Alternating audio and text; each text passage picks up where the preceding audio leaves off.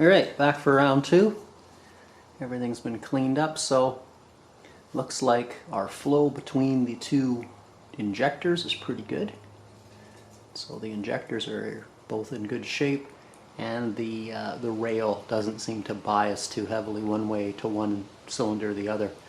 See that big loop of hose I've got there is replacing that filter, and for whatever reason that filter was back pressuring after you'd turned the pump off, and it would overwhelm the I guess float, and the fuel would come spraying out of the relief valve, so that's no good.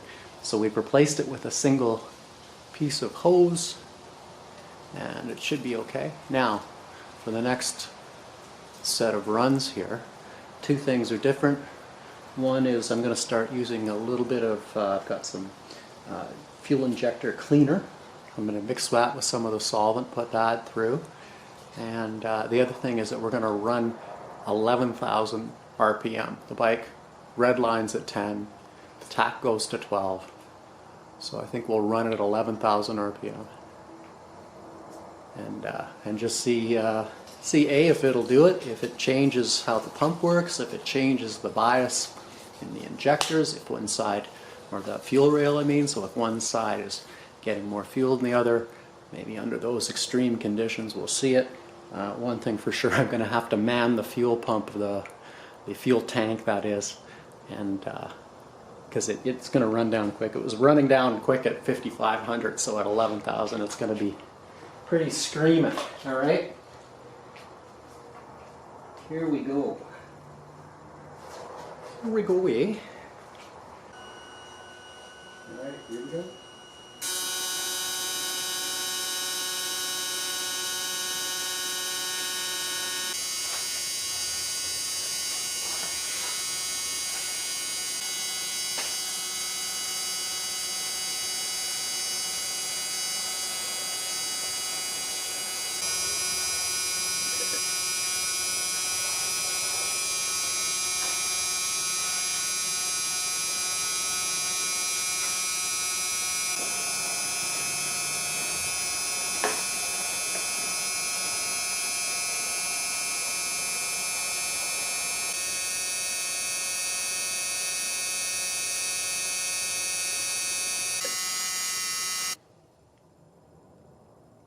Okay, that's 60 mil in the little syringe tank there, 11,000 RPM, and basically atmospheric map, so full throttle, wide open.